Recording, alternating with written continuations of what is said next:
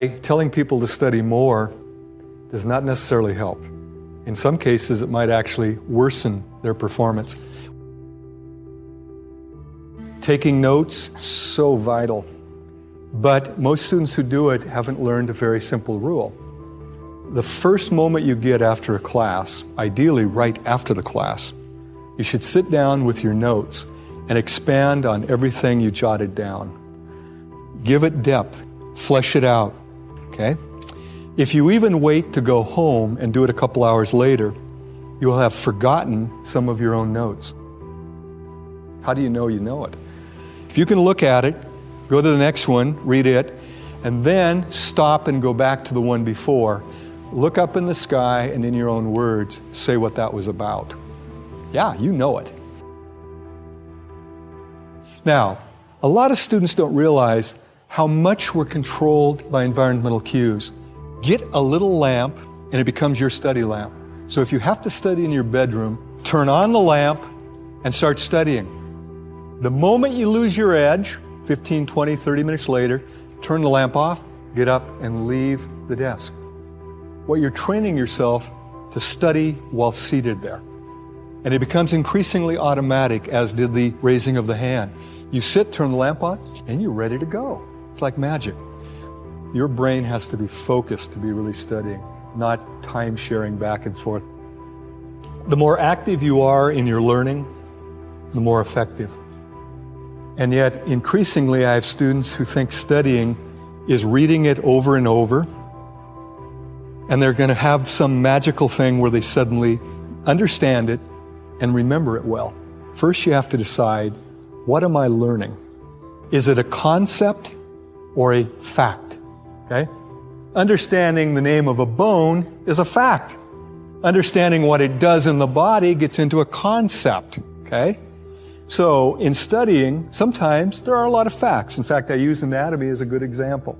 You got to memorize bones, muscles, organs, tissues, a lot of it.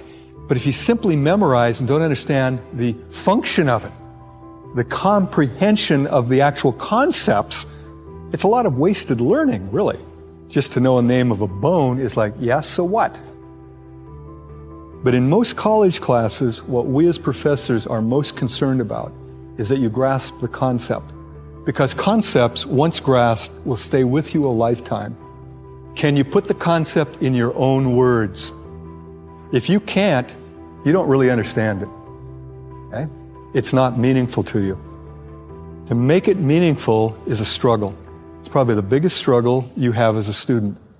But it's a struggle you need to do, or you're wasting your study time.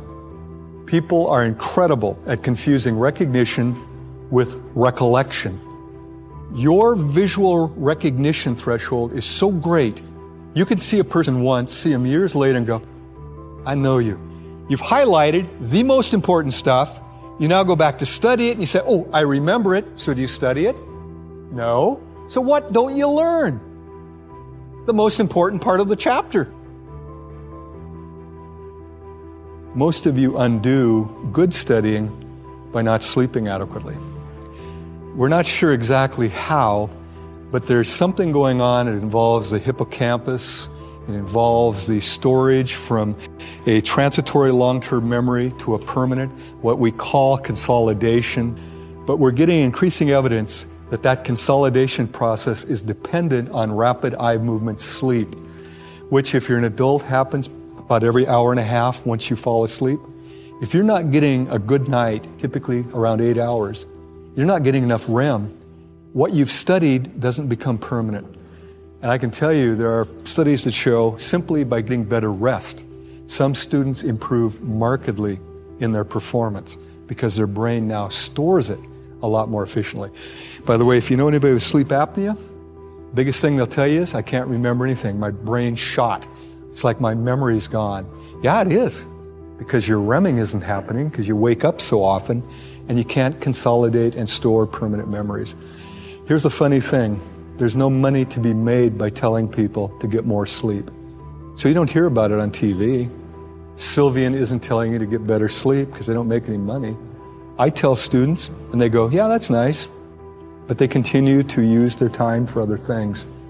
It's kind of interesting, isn't it? The best advice, sleep better, and most of you will do better. Most of you won't even begin to take it. And I know why. You got so many other things to do. I'd ask you this, are they important? Is studying and learning the most important thing you're doing as a student? If so, maybe you need to give up some of the other activities. I have students tell me, I don't have enough time. There's 162 hours in a week? We all have the same amount of time. Marty has no more nor less than anybody in this room. The real question is, what do I do with my 162 hours? What I want to do is show you graphically what I'm talking about. Let's say this is efficient studying, and I know there are no numbers there, but higher means more efficient, lower means low or no efficiency. And this axis, we're looking at time. Here's what happens for the average student. For her, 6 o'clock in the evening, after her supper at the residency dining hall, she plopped herself down at her little study area and started studying. But here's what happened.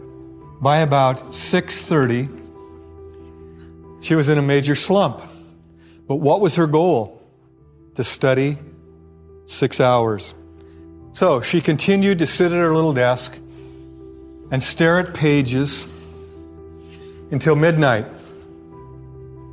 She was at her desk 6 hours. How long did she actually study? About 20, 30 minutes. Now, there's a simple concept in psychology that all of you are aware of. Things that are reinforced, we tend to do more of. Things that are punished or ignored, we tend to do less of. We operate by those principles to a large degree. If you're sitting there for 6 hours, are you feeling good? No. Once you get here, you're looking at your book going, I hate geography. I hate literature. I hate psychology. All the things we're trying to get you to fall in love with, you're hating it. And so her actual good studying was followed by 5.5 hours of pain and misery. I would bet you, I don't know for a fact, that as the quarter progressed, she sat down and finally she was done before she even started. She sat down and just stared at a book and she flunked every class. The moment you start to slide, you're shoveling against the tide.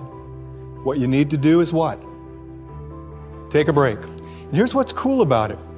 You can study for a half hour. It doesn't take a half-hour break to recharge your batteries. For most people, about 5 minutes. And this is where you go away, do something fun for 5 minutes, and actually say, this is my treat for having studied for 30 minutes effectively.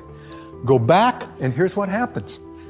Your efficiency is nearly 100%. Study a half hour, take a break. Study a half hour, study a half hour.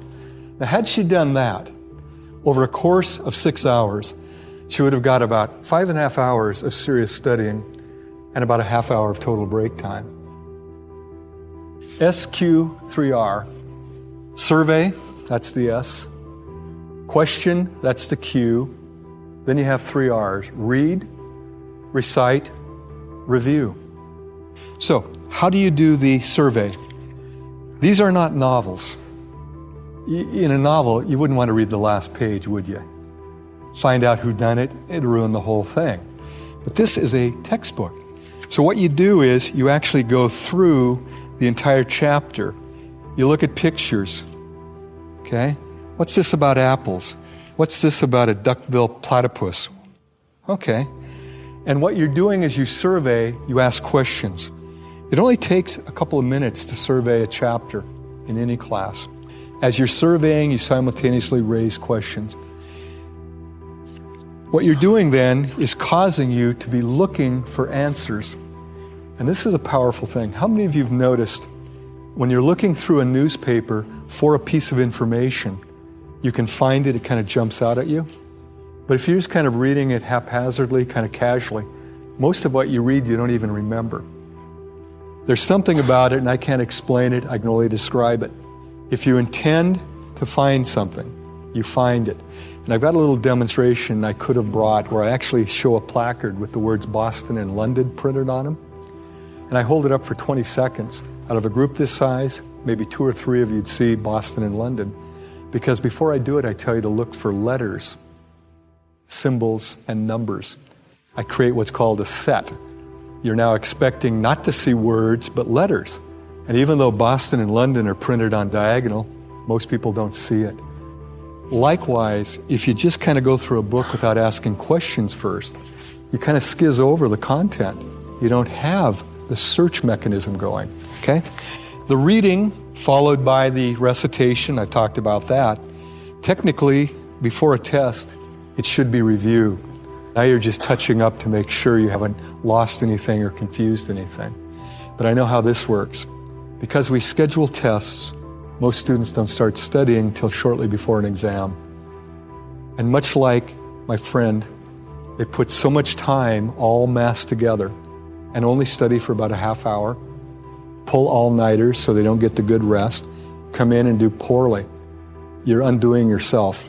If you start studying early and do some of the things I've talked about, by the time you get to the test, you're just reviewing at that point, not truly studying.